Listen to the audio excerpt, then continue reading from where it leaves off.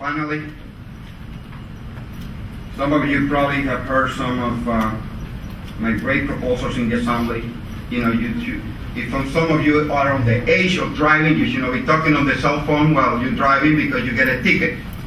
So I remember back in 1996 when I was talking about that particular bill among others. I will tell you this literally. Members of the Assembly and the Senate will make fun of me. Will make fun of me about some of the pieces of legislation that I have introduced. And the fact that I've been adjusted to that already, I care less.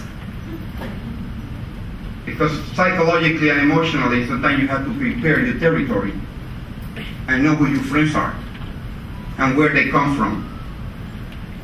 But literally, they will make fun of me. People will come to me and say, Assemblyman, you want a bank cell phone? I give you mine. Right literally on the floor of the Assembly. And I will keep my mouth shut. I will keep my mouth shut because at the end, I know I will win. But that's what my mother told me. My mother told me, you always deal with people with respect. Whether they make fun of you or not, respect them. Respect them. Just work harder. Work harder. Work harder and show them that determination, perseverance, and your perspective will overcome and prevail. And that's the reason I'm here with you today. Thank you, and God bless you. Those are very inspiring words. Next up, we have Councilmember Robert Jackson, and he represents District 7, which includes Morningside Heights, parts of Harlem, where I live, and Washington Heights, Inwood, and Hamilton Heights. A native New Yorker, he was born and raised in Manhattan. He attended New York City public schools and later graduated from State University of New York at New Paltz. He's been fighting to improve our schools since 1980. He has served as community school board president, and he is now the chair of the education committee over at City Council. So he has worked endlessly, to make sure our schools are properly funded. So without further ado, Councilmember Jackson. Good afternoon, everyone. I'm going to ask you all to stand up and stretch out for 1 minute, please, for 5 seconds. Because I know you've been sitting for a while, and I don't want you to fall asleep on me. Okay, great. Oh, my gosh. Oh. Thank you. Now, I only have 3 minutes, because then I'm going to get the hook. So I'm going to talk pretty fast. Now, let me just see, my colleague, Patricia James of Brooklyn, agrees with me. I chair the Education Committee of the City Council, and as you know, if you don't know, there's 1.1 million students in the New York City public school system, and we spend approximately $22 billion a year for education in New York City out of a city's budget of $63 billion. It's not enough. And in fact, you may know, and some of you may not know, that I was part of a group that filed a lawsuit in May of 1993. We sued the state of New York because we felt they were not providing enough money to provide the children of New York City the opportunity for a sound basic education. And after a 13-year legal battle, we won $16 billion on behalf of the children of New York City. So when someone tells you you can't do it, don't believe the hype. Sometimes you got to stand up by yourself and not be persuaded to sit down. And in fact, that's what we did. And so part of that lawsuit, on the opening day of the trial, October 12, 1999, my daughter, Sumaya Jackson, who was in intermediate school, we walked from our home in Washington Heights all the way to 60 Center Street, downtown Manhattan, 12 miles to the courthouse. And then, when the appellate division in June of 2002 said that the state of New York was only obligated to educate the children of New York State equal to an 8th and 9th grade in reading and 6th grade in math, I said that I'm going to walk all the way to the highest court in Albany. And so when the opening trial occurred on May 8, 2003, many people, including myself, walked 150 miles from that court that said that our children were only going to get an 8th grade education to the highest court in the state of New York. And you know one thing? On the 7th day of the walk, Samira Ahmed, our deputy director for the Campaign for Fiscal Equity, said to me, Robert, you know we're going to be in court tomorrow. Make sure you put on your suit so you can look good. And I said, Samira, I didn't bring a suit. I want to go in there smelling as funky as I can be so the judges can smell me from the back of the room. And in fact, That's what I did. But let me just say to you that I'm a father of 3 beautiful girls. Sadia Jackson, who's now 34, she's a pediatrician in Virginia. Asmahan Jackson, 29, she's an educator in Virginia, working on her second master's in mathematics. And Sumaya Jackson, she's a professional dancer. She graduated from Juilliard in May of 2003, and her parents still paying off $100,000 in loans. And that's a fact. But listen, the opportunities that you have, you must take advantage of. And obviously you are, because you are here. Don't let anyone tell you you can't do it. I know that you all are very highly motivated and you're going to work hard.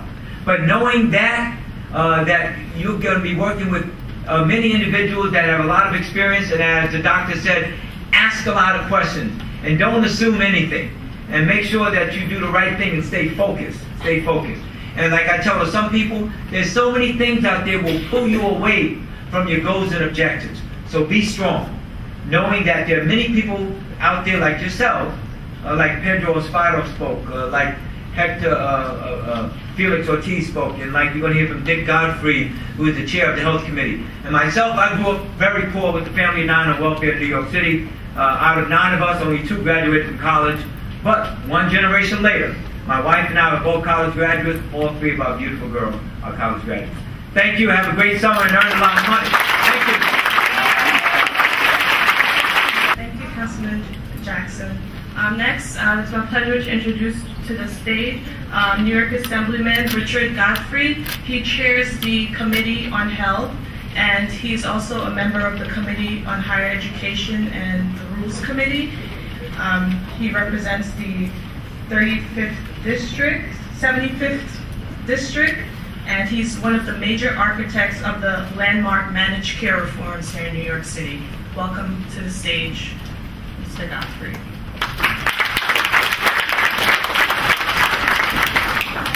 All right, well, Felix did a little shout out to Brooklyn. Anybody here from Flushing? All right, anybody here from Queens? All right, that's where I grew up, a long time ago. It is such a happy event to be here with all of you, and I'm going to say something that may be a little out of place at an event like this, but I am not a scientist or a mathematician. Never in my life did I want to be a scientist or a mathematician. There's a however, but I'll get to that. From the age of about 12, I knew that I wanted to go to law school and that I wanted to be a politician. And guess what? That's what I did. And it's 51 years later and I'm still doing it, still having a ball. But I gobbled up every possible opportunity I had when I was going to school to learn about biology and chemistry and physics and math. One of the best summers I ever spent when I was in high school was at a National Science Foundation summer program for high school students at the Howard University Medical School, studying cardiovascular physiology. It was a wonderful experience. Why did I do that? Why did I take advanced placement physics in high school and more of it when I got to college, and calculus and all that kind of stuff?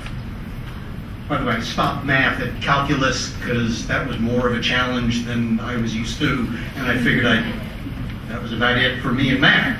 Why? A couple of reasons. One, it was just more fascinating than I could imagine. I just couldn't understand why anybody would pass up the opportunity to learn about how the body works. Why do some things burn when you heat them up, and some spectacularly? Why, when you're on the subway train and it speeds up or slows down or goes around a curve, why do you need to hold on or else you're going to fall over? Physics tells us about that.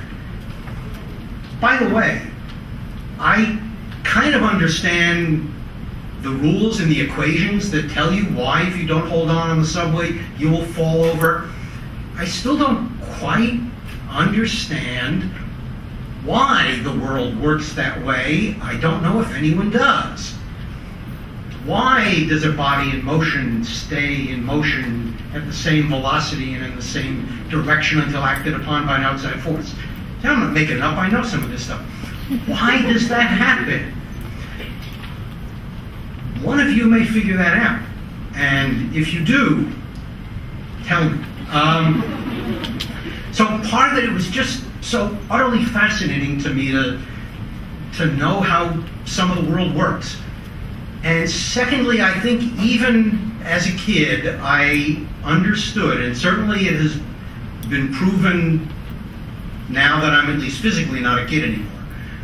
Some people have questions about my brain, but